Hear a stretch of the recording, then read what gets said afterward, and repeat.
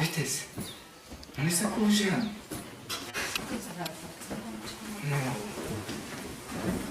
Ikwana kumeze neza wabaye iki Sherry what happened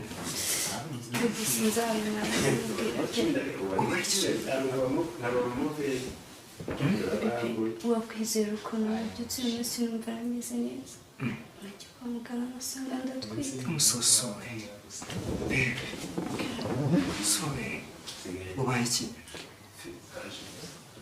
umunsi nabyutse numva ameze neza numva imbaraga mfite njya kwa muganga nasanga ndatwite Sherry yeah Sherry uratwite yego my god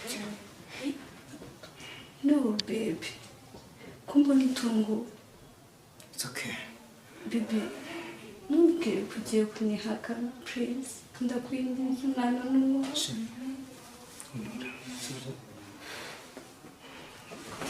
umwana umutuje sibyo sorry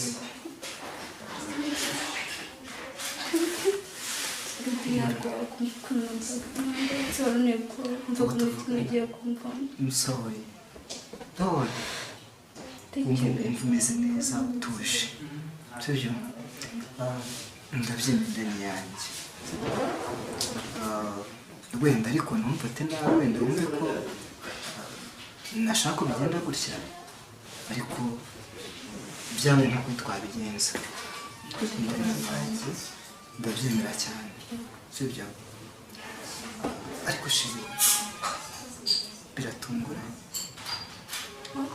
biradutunguye nicyo nshaka kuvuga sorry ntunyumve nabi ariko iki gihe ntabwo ari cyo cyari gikwiriye ariko nyine turabyakira ariko bebe ndabizi uranzi ubushobozi bwanjye buri hasi cyane ubu ngubu sinzi ko niteguye guhita mfata inshingano nka papa w'umwana nk'umugabo w'umugore none sheri nanyemerera ukaba ugiye mu rugo sibyo iyi si sheri biroroshye basi numva waba ugiye mu rugo none nanjye nkaba niyoruganizamo noneho ukabanza ukabyara sibyo wamara kubyara noneho ukaza tukabana sheri ibyo byaba bitwaye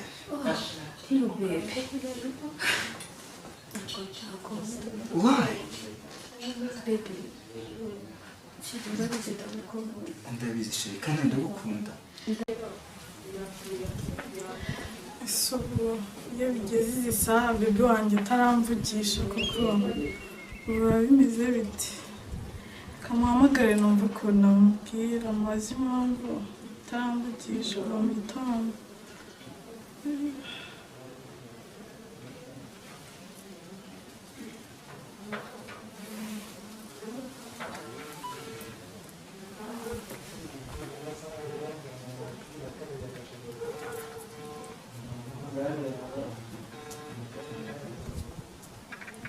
Hello? Baby, umeze ute? Wiriwe gute?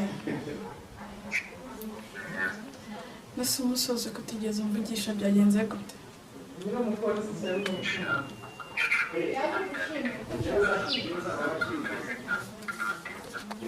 Uburyo udashobora kuba wafata telefone ngo ume basi nka call y'isegonda basi umbwira ko ufite akazi kenshi umbwira ko nyine uri buze kuba busy ntabimenya ko umunsi wose uri buze kuba uri busy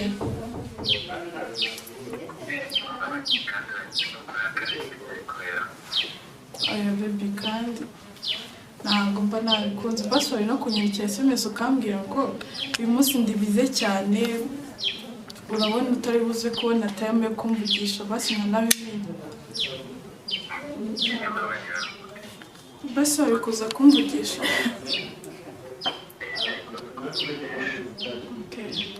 akomeze neza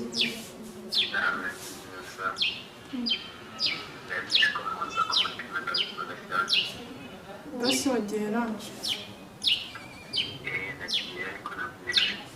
Okay, uri mu kazi.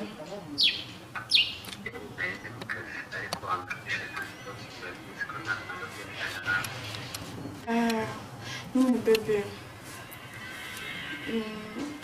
hari ikibazo se tuvuganyeho nk'iminota ingahe? Hari ikintu ashaka kubwira. Okay, nyine bebe, hari ibintu ashaka kukubwiraho. Uribaza ukuntu naba nsereje n'umuryango. Ndakumva cyane sheri. Ikintu kibuze nimba uha agaciro ubuzima bwanjye wamfasha tukabana. Ubu nyine wareka tukabana. Ntabwo nabyanze. Kujya mu rugo sinzi. Take time. Reka dufate igihe mbere. Baby basi please reka tubane. Umwana wacu azavuke ari kumwe n'ababyeyi bombi. Ni ukuri babyishimiye. Ndakunda cyane sheri. Mwana wanjye ni ukuri ndagukunda. Reka umwana wacu azavukira hagati yacu turi kumwe. Please babe, basi bikorere kuko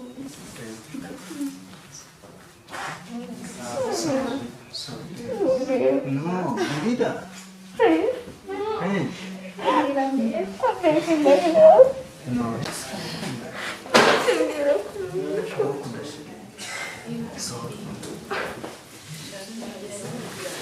basi sure byemeye ndakwinginze. Sheri.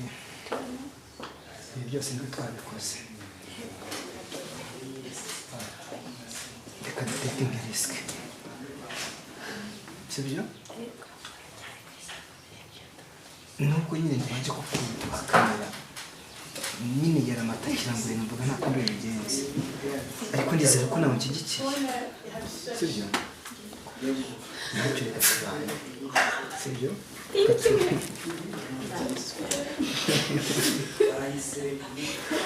Turishimye.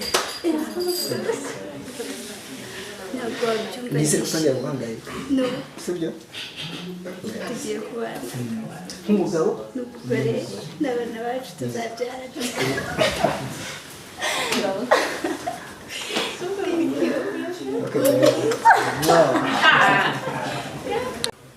Yashfa. Uko sawa? Yes sir. Bahungu bameze neza? Yes, bameze neza fana. Dufite akazi katoroshye. Yes sir. Dosiye tugomba gukurikirana. Yes sir. Dufite ikirego cy'umusore bikekwa ko yashimuswe. Yes sir. Shaka ko ubikurikirana we n'abakuru bawe. Yes sir. Byihuse kandi. Dear fan. Ndakwizeye. Ubwiza n'ibyishimo ni ibintu bibiri bitandukanye, ariko hari aho bigera bikemera kuramukanya inshuti zakadasohoka. Birashoboka ko inkuru ari bw'ikikugeraho ko hari ahantu heza wakorera ibirori muri Orange Garden Rwamagana. Tugufitiye sale z'ubukwe, sale z'inama, aho usangamo sonorization nziza cyane izira amakaraza. Dutekera ubukwe aho tugufitiye abatetsi babigize umwuga, bagutekera uko ubyifuza ukanyurwa. Tugufitiye coffee shop aho tugutegurira ikawa y'iwacu. Akarusho hano muri Orange Garden Rwamagana ku bageni ndetse n'abandi bose bifuza ibikoresho byo mu gikoni bishya, hano muri Orange Garden tubibahera ku giciro gito cyane utasanga ahandi. Dukorera Rwamagana mu mujyi hafi y'icyapa cyo kwa Budeyi, aho imodoka zihagarara. Udukeneye watwandikira cyangwa se ukaduhamagara kuri iyo nimero